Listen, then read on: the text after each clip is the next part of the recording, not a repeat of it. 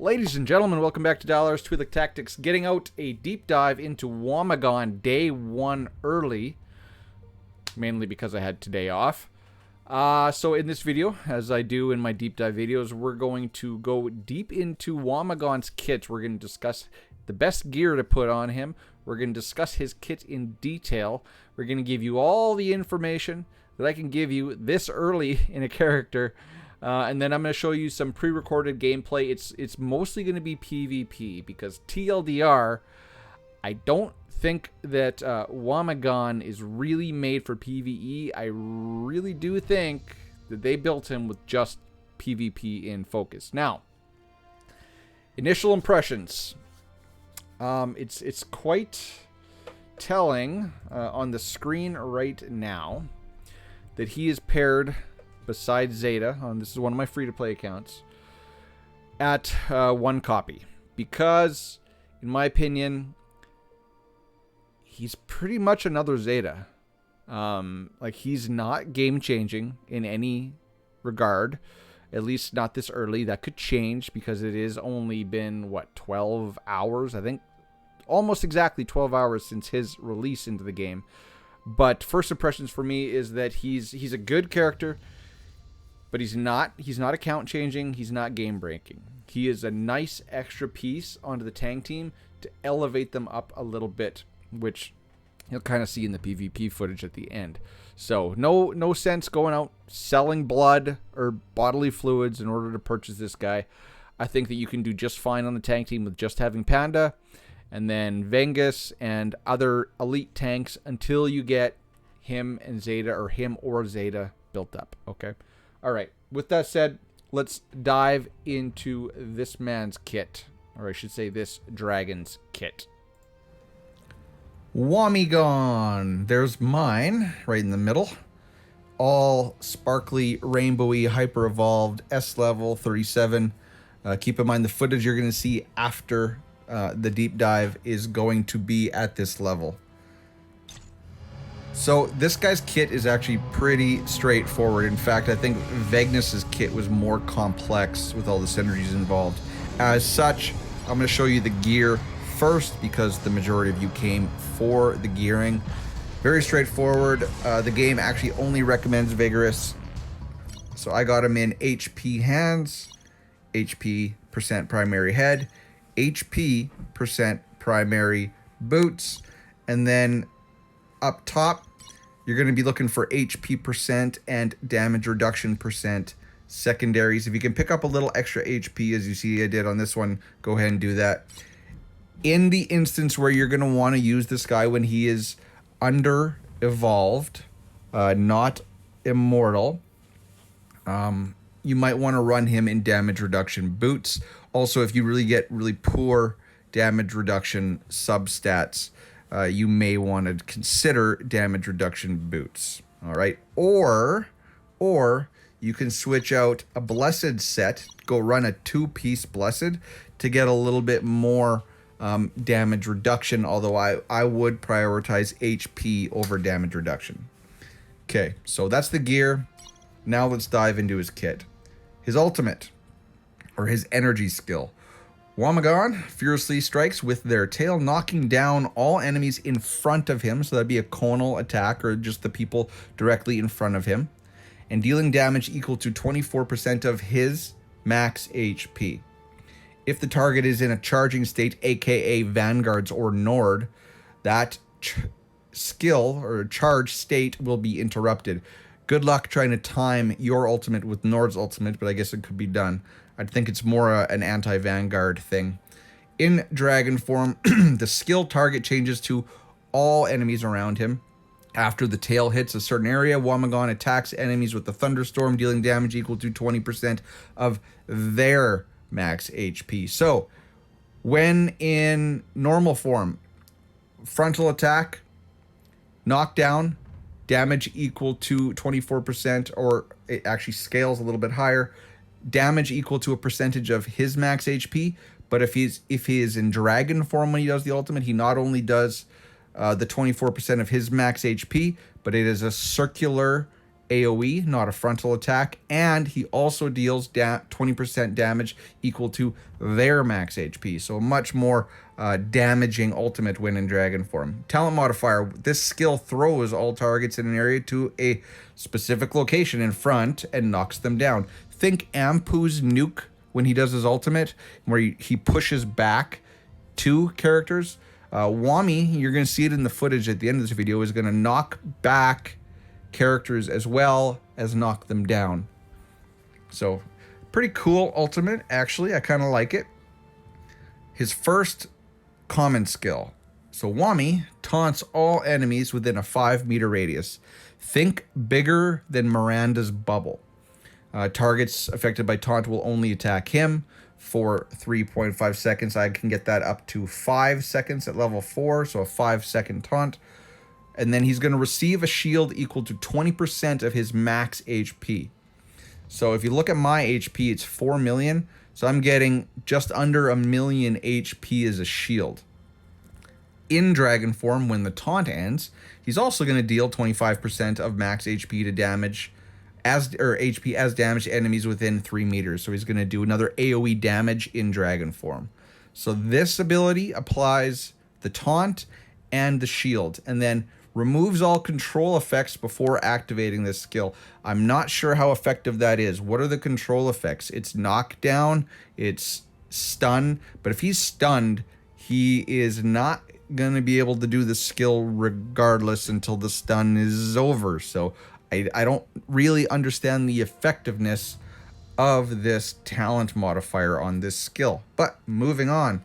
Second common skill, Wami, using the power of said thunderstorm, makes a powerful blow, knocking down the target and dealing damage equal to 20% of his own max HP. Again, max HP as damage. So this looks like it's going to be a singular attack. And then the talent modifier reads, when this skill is activated, restore 35% of max HP. In my opinion, that is the more important part of this skill. So 35% of 4 million, do the math, it's well over 1 million heal every time he does this common skill. And then passive, Dragonborn, when Wami's HP drops below 80%, 80, which is not much, gain the Guardian status. And this seems to be permanent, I do believe. It doesn't seem to really go away, and it doesn't say it lasts for a certain amount of time. So I'm just going to say it's permanent. And you see at level 3, I get it when he drops below 90%. So almost immediately in the fight, he's going to gain an extra 50% damage reduction, which is why I recommended running HP boots, because as you see, we're just going to do this even with just with the damage reduction from his exclusive and then the damage reduction from substats. I'm already at, what is that, 70% damage reduction plus 50%. I'm well over 100% damage reduction, and you all know that damage reduction is suffers diminishing returns the higher it goes. 85 is about, I think 85 is about the point where diminishing returns kick in. After 40 seconds of combat, and this can be reduced to 30 seconds with the talent modifier, you're going to turn into the super dragon. In dragon form, all basic attacks target enemies in the front. And I wonder if that means the front line. I don't know. In PvP, the time it takes to transform is halved, so it's going to be a 15-second transform in PvP, which it does seem to come fairly quick in PvP, but in story, it takes a little bit longer, and I'm not going to show you story content, but he doesn't really seem ideal for story. So that is his kit, and that is his gear. Again, we'll go over the gear again. It's all vigorous, HP, as much HP percent substats and as much damage reduction substats as possible, because his entire kit revolved around HP, max HP for his heal, for his shield as well. He gains a bunch of damage reduction. So as we discussed, you probably can benefit more from HP percent boots. Now, gonna touch on this, and I'm glad I watched Gameplay Horizon's video first, because I would have just skipped describing all this. So kudos to him, kudos to his video. I recommend you go watch it as well. So some of his talents that you don't see have some significant interactions with his kit. So this one, every time there's an enemy around him, he'll recover energy. Cool. He's going to get to his ultimate faster, right? He's a tank. He's going to have enemies around him. I think other tanks have that. This one, when HP drops below 20% for the first time, restore 1.6% of the max HP in 8 seconds. That is not a good heal. He's going to get that low. I really don't think that's going to amount to anything significant. But this one is nice when being critically struck. So once he gets a crit hit, his damage, the damage taken is reduced by 8%. So another 8% damage reduction that can happen every 2 seconds, or basically every time he gets crit, he's going to tack on. It doesn't say it stacks though, so it's just going to be damage reduction by 8%, or an extra 8% damage reduction. So keep that in mind. He's going to get 50% in Guardian State, and he's going to get 8%, so almost 60% damage reduction just passively built into his kit. And then this one, Emergency Protection. The lower the HP falls, the higher the extra attribute the hero will get when covered by a shield, up to 8% of shield value. So I'm not sure what that means, but he does have on his first common skill, he applies a shield. So let's go back to his kit and see if we can kind of interpret what does that mean. What happens when he covers himself in a shield? Doesn't really say. It just says receives a shield equal to 20% of his max HP. Lasts for 5 seconds. You can also get his shield if you pair him with like a Maserati and a Flashpoint, or any healer in Flashpoint. The wording is really odd. The lower his HP, the higher the extra attribute the hero will get when covered by a shield. I don't know what that means. Up to 8% of the shield's value. I don't know extra attribute. Unless that means his exclusive. I don't know. You guys tell me. I just thought I'd highlight that. So while we're here, let's discuss it. He is a tank. He does benefit the most from HP and damage reduction, and those are on his those are the stats on his exclusive. I think he is most viable at X30. Is it worth it? That I don't know. I can't in good faith tell you guys that the X30 is a must-have. It's good. It's kind of like Leo's. Like Leo's wasn't necessary, but it was very, very good for the stats, and I get the same vibe from Womigon. So at unlock, refreshes Dragon Roar immediately on skill use. So this is his ultimate. So he's gonna, as soon as he does his ultimate, he's immediately gonna refresh his taunt. Is what that is how that reads. Dragon Roar enhancement. So this is his X10. While the taunt is active, every 2% of his damage reduction reduces melee damage by 1%, stacks up to 30%. So it can only go up to 30%, which basically his X10 means when he's taunting, melee damage is going to be reduced by 30%. And that's already going to be tacked on to his damage reduction. Keep in mind, he's going to be well over 100%. So he's only going to, due to his kit, he'll get, I don't know how the game distinguishes between just flat damage reduction and melee damage reduction. I'm not sure how how they stack upon each other. His X20, Thunder Strike Enhancement. Damage in dragon form is increased by 50%. His damage he's not a damage dealer. So the extra damage, while nice, not significant. The biggest thing you're going to get out of his X20 is his stats from his X20.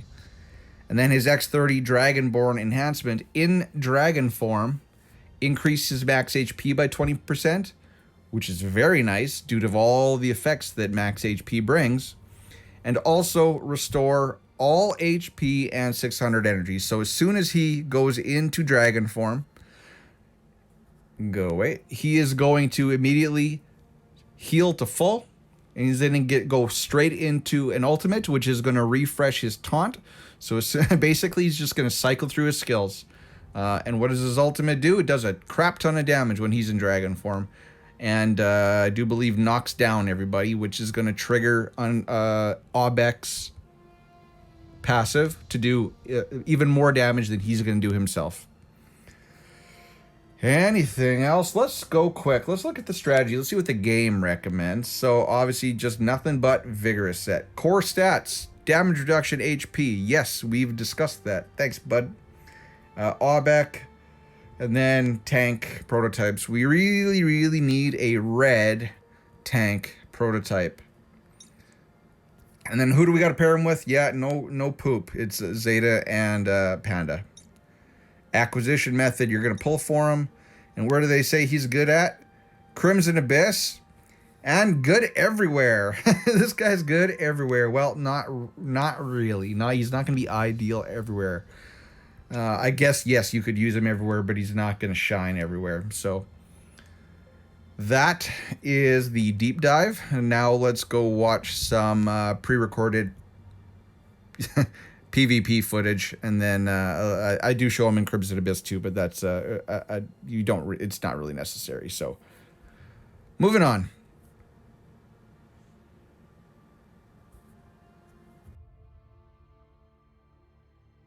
Turn the mic on. There we go. So like I said at the end there, I did record some footage in Crimson Abyss, but the bottom line is vagueness does just as well for you in Crimson Abyss as your frontline tank. He has some self heals as well, and he's definitely not going to be as expensive. So the majority of you, 99% of you, can get away with using vagueness as your Crimson Abyss tank.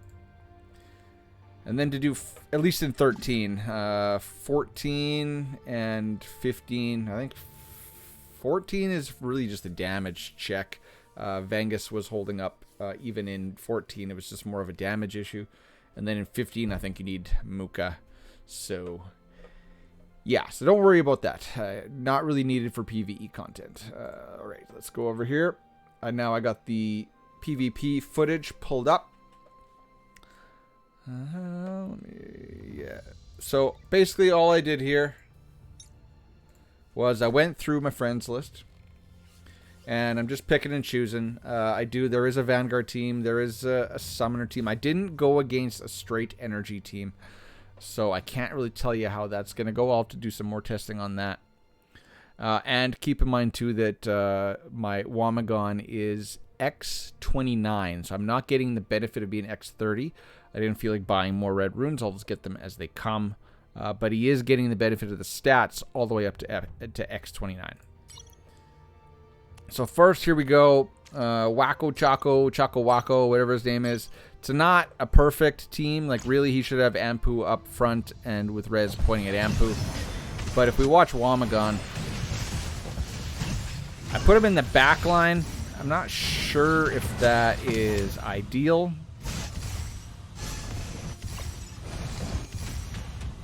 I should probably put him in the front line with Oisa. So there you go. He's in tank form. So what I want you to notice, and you're going to see this through the majority of this footage, is you know how his kit said he gains the Guardian state when he drops below, at level 4, 90% HP. You're going to see it if you watch really closely, if you watch his health bars. It comes in and out. So when it drops below 90%, he kicks it off. And just to remind you, that's the 50% extra damage reduction. But then it goes away if you heal him back up, unless he's got the shield. So it's interesting what this shield buff does. So, and correct me if I'm wrong, it could not be the case, but I will see it like come in and out, as he moves past that 90% health mark. Whether or not that's it or not, I don't know. But that's just my guess. So, because if you think right now, Panda has it for the first, 30 seconds of the fight. You see there, Womigon lost it. He lost it now. Well, Zeta, I don't know where she gets her damage reduction buff, but I'm pretty sure that's how that skill works. It's not permanent. It just goes away when he heals over 90%, and then reactivates when he drops below 90%, which is really, really, really good. Right? It's really, really good. So there you go. So he dropped below 90, got his shield, his damage reduction state. And now he put actually his shield on, which is from his taunt. So now it's kind of funny. It's like the keep away. So I got 2 tanks versus 2 summoners. Anpu with his knockback really hinders my abilities to try to kill him. And so right as I get up close, Anpu pushes me back, but we killed Sor Valley. And now, there we go. We stunned him. And now we got to go get him all over again. So there, one good Womigon whap with his tail and he's dead. So he is living longer than Zeta. I think he does have more built-in survivability. But then also keep in mind, he's at X29 and my Zeta's only X20. And he's hyper-evolved, right? Like he's got all the goods. So now I'm throwing in Vengus. And you know what? Vengus, he just dies so quickly at high-end PvP. So if you're watching Wami, he's way over to your right. And he's paired up basically. It's him and Ampu, or no, him and Panda versus their Nord, and Nord's dead now. So no Ampu in this one. Wami's just gonna eat Dan alive. There you go with the big whack. He wasted it on Dan's summon, and now Dan's dead, and the team just gets ground into dust.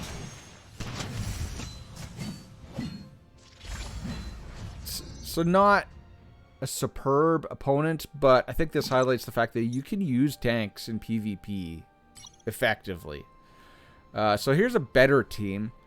Now, it's not ideal. Really, he should have Rez up with Anpu.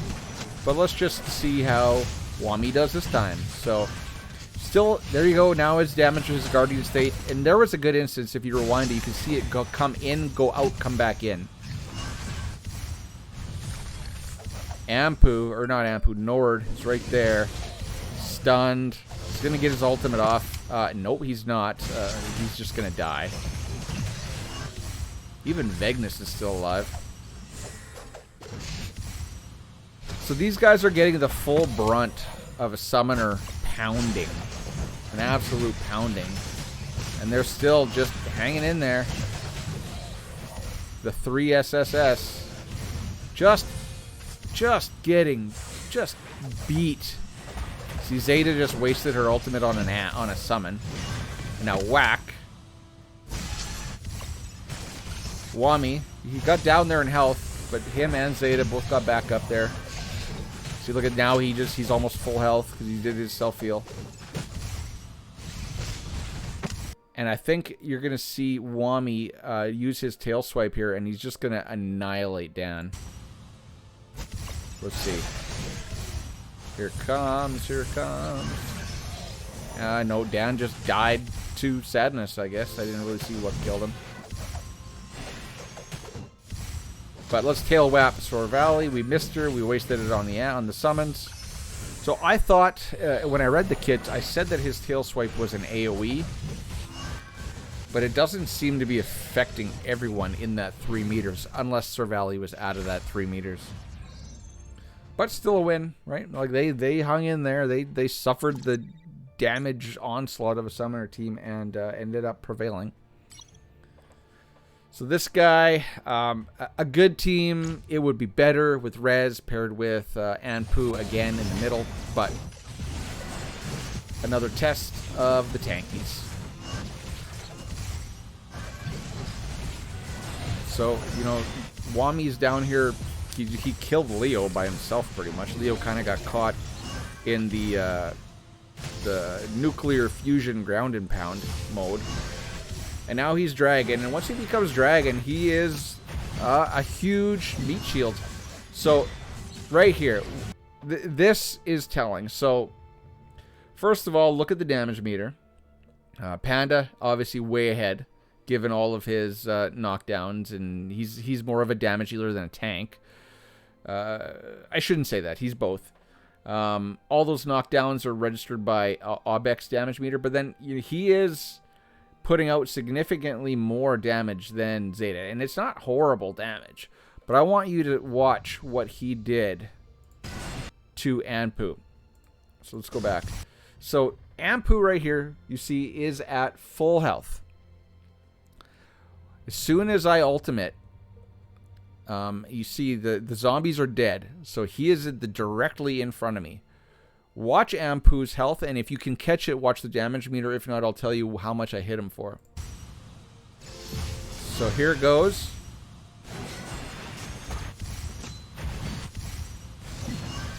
Boom. Dead. Ampu dead. So I did 2 instances of damage, because in dragon form on his ultimate, he's going to do 25% of Wami's max HP as damage, and then he's going to do 20% of Anpu's max HP as damage. And that, if you rewind it and slow motion it, you'll see that equated to 2.1 million damage on that hit that one-shot Anpu. So he does have some one-shot capability. And also keep in mind, at X30, just one more level up, I'm going to get 25% more max HP tacked on, which means I'm going to be upward around like 5 million plus damage. Max HP, or not damage, 5 plus million max HP, which is just going to ramp his damage higher. So he's got some decent like one-shot capability. This match is going to be a loss because their Panda got their ultimate off before my Panda, and you see they all just melted. I lost my Vegnus, and now I lost my Panda, and it's game over. But you know what? Got to show you guys some losses too, right? Can't show you all the good stuff.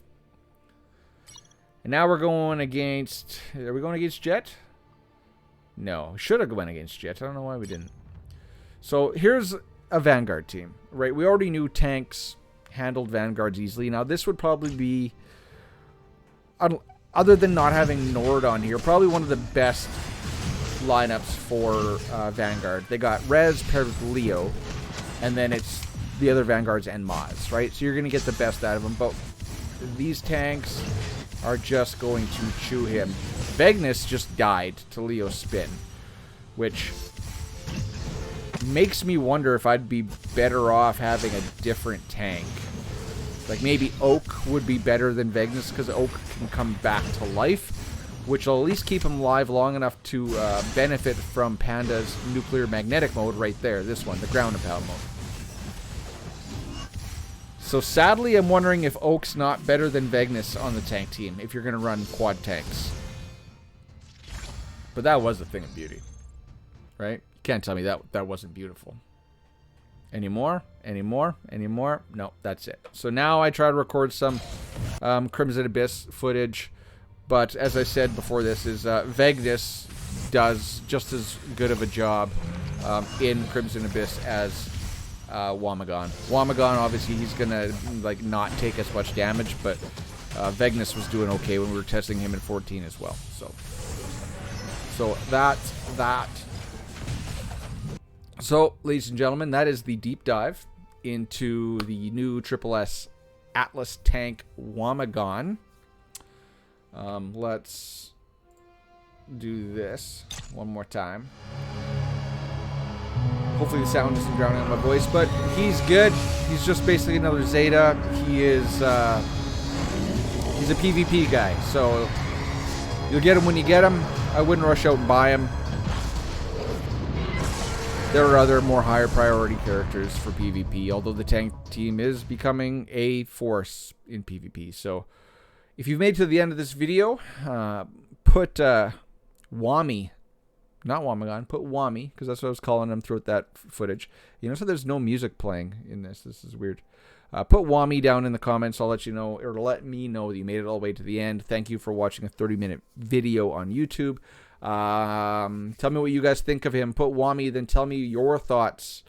Is he OP, just okay, or subpar compared to the other tanks?